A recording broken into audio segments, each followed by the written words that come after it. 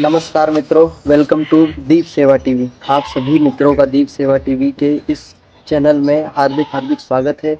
आज हम बात करेंगे कि उस विषय पर जो समाज के उत्थान के लिए, समाज को दिशा देने के लिए अति आवश्यक है। अभी शादियों का सीजन चल रहा है, विवाह को सीजन चल रहा है, समय चल रहा है, तो आप सभी से एक ही प्रेरणास्पद विचार साझा करना चाहूँगा कि जो अभी खर्चीली शादियाँ हो रही हैं, खर्चीली शादियाँ समाज को डुबोने का काम कर रही है। तो आप और हम सब ही को यह प्रेरणा देने के लिए कि खर्चीली शादियाँ समाज को किसी भी प्रकार से पतन की ओर ले जाने में सहायक सिद्ध होती है। तो आप सभी, हम सभी को यह संकल्प लेना चाहिए कि खर्चीली शादियाँ किस तरह से हमें नुकसान पहुंचाएगी, उन पर हम बात करते हैं। देखिए, खर्चीली शादियाँ समाज को दिशा तो नहीं देती है, बस बिगाड़ने का काम करती है।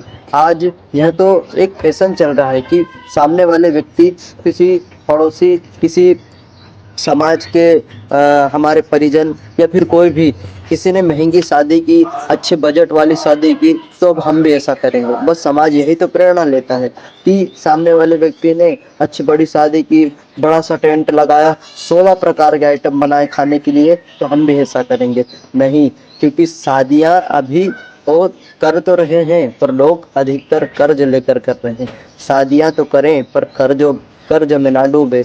इसलिए जहाँ पर भी ऐसी महंगी शादियाँ हो हमारे परिवार में, जहाँ पर हम उनसे बोल सकते हैं कि भाई इतनी महंगी शादी करेगा तो हम तो नहीं आएंगे। सामने वाले व्यक्ति के पास कभी ज़्यादा पैसा है तो उसको समाज के लिए लगाएं, किसी गरीबों की शिक्षा के लिए लगाएं, गरीबों के बच्चों की शिक्षा के लिए लगाएं। असहाय व्यक्ति के पास, यदि आपके पास ज़्यादा पैसा है तो असहाय व्यक्ति का घर बना दीजिए। पर आप महंगी शादियाँ देकर समाज को प्रेरणा नहीं दे रहे हैं, समाज को एक तरह से विपरीत दिशा प्रदान कर रहे हैं। आज के समय में क्या हो रहा है कि व्यक्ति अपने बजट से अधिक, अपने जो माध्यमिक स्थिति है, जो अपनी आर्थिक स्थिति है, उससे भी अधिक ऊपर उठकर शादियों में पैसा लगाता है। अभी तो कर लेता है, लाखों की शादियां कर लेता है, पर शादियां करने के बाद में जो दंपत्ति है उनको पूरा जीवन उस कर्ज को चुकाने में लग जाता है। इसलिए हम सभी को यह भाव बनाना चाहिए कि विवाह तो करे पर कर्ज लेकर ना करे। इसलिए पुराने समय में और एक विश्वव्यापी संगठन अखिल विश्व गायत्री परिवार द्वारा एक योजना चलाई गई थी जिसका नाम है सामूहिक विवाह सम्मेलन। विवाह सम्मेलन में किसी भी प्रकार से एक विशाल कैंप में, विशाल टेंट में कम से कम 21, 51, 101, 121 इतने सारे जोड़ों का विवाह हो जाता है, जिसमें बड़े बड़े लोग, करोड़पति लोग करोड़ों का विवाह करते हैं, लाखों को विवाह करते हैं। उसमें 1051 कन्याओं का विवाह हो जाता है। इसलिए जहाँ पर एक व्यक्ति के पैसे लगाने से 5 का काम हो रहा है तो यही फायदे का है। क्योंकि आज तो महंगी शादियाँ करेंगे, लोग आएंगे, खाएंगे, पिएंगे, चले जाएंगे, और आखिरी में आपको बुराइयाँ और कमियां ही निकालते रह जाएंगे कि अरे आपने ये नहीं किया, वो नहीं किया।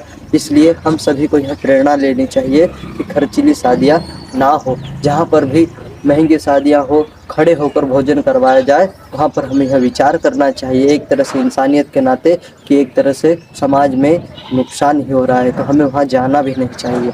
इसलिए हम सभी को प्रेरणा लेनी चाहिए कि विचार वह हो जो उत्थान की ओर ले जाए। और खर्चीली शादियाँ, महंगी शादियाँ इंसान को दरिद्र बनाती है, डुबो देती है, वह सारा जीवन अपना कर्ज चुकाने में लग जाता है। इसलिए विवाह ऐसा हो, संस्कारी हो, सात्विक हो, एक तरह से ऋषि परंपरा पर आधारित हो। इसलिए आप और हम सबको यह संकल्प लेना चाहिए कि खर्चीली शादियाँ इंसान को बेईमान बनाती है। वह भी प्रेरणा कैसे लेता है, दूसरा व्यक्ति यह प्रेरणा लेता है कि अभी मैं भी इससे विवाह करूंगा, फिर वह बेईमानी की स्थिति में चले जाता है, वह अधिक पैसा कमाने की सोच उधड़-बुन करने लग जाता है, और फिर उसी पैसे को, अपने जीवन की सारी कमाई को एक विवाह में खत्म कर देता है। इसलिए आप और हमको अपने समय, अपने धन की बचत करके आगे उसे सुख और जहाँ पर भी परिस्थितियाँ बने वहाँ लगाना चाहिए। इसलिए आप और हम सबको यह प्रेरणा लेनी चाहिए कि हम खर्चीली शादियों को बंद करेंगे।